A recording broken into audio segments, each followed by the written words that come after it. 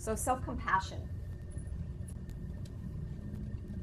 I think some people think self-compassion means feeling sorry for yourself, or anybody have an opinion on how they would define self-compassion?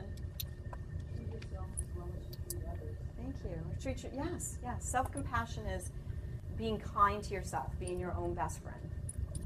And giving yourself a break. Yeah, so think about this, and I'm going to talk a bit about self-compassion versus self-esteem.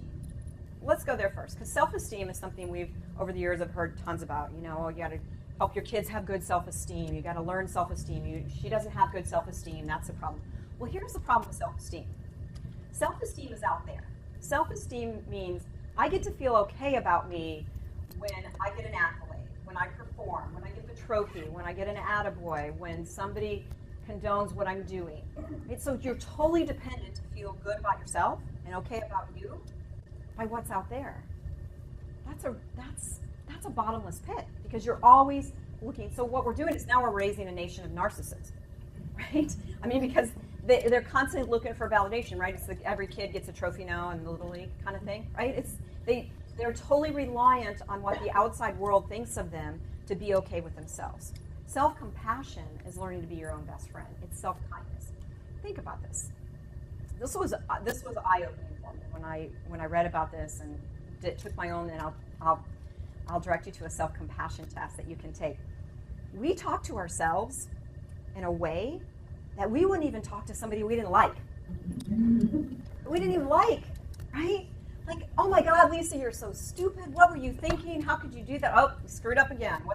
That's how we talk to ourselves. I don't know where that came from. I think a lot of it was upbringing, that we thought somehow beating the crap out of yourself or beating the crap, parents thinking if I beat the crap out of them, literally or just metaphorically, that's going to motivate you. And I'll give you a very poignant example. You've got a high school kid. He comes home from school. He's got an F in English. Okay, the dad's got two choices. The dad can say, and I'm sure most of you heard things like this, what were you thinking? I can't believe you flunked English. That's not acceptable. You can consider yourself grounded until you get that grade up. How are you possibly going to get in college with a grade like that? How motivating is that?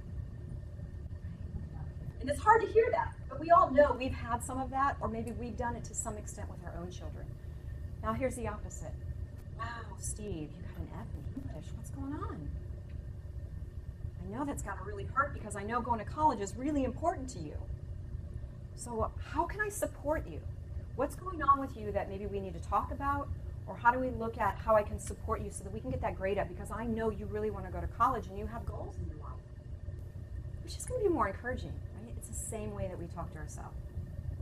And it's about getting really clear about what is that chatter in our mind? What are we telling ourselves? It's about being your own best friend and really be compassionate, talking to yourself in a way that you would talk to a best friend that was experiencing the same problem. So let's say you're going through something difficult. You lost a job, you broke up with boyfriend, husband, somebody's sick, you're stressed out, whatever it could be, right? If you had a friend, the best way to look at this, because you already have the skill, you already know how to do this because you do it every day with your friends, sisters, brothers, family, kids. You know how to be compassionate to them when they're struggling and hurting or stressed. You know how to talk to them, so you already got the skill. You just need to turn around to you. And it's saying, wow, Lisa, I know this is a really tough time. I believe in you, and I know you're going to get through this. And that probably almost sounds crazy, but we don't even pay attention to what we're saying to ourselves. So start tuning in there, because that is your greatest point of motivation, is your own self-compassion.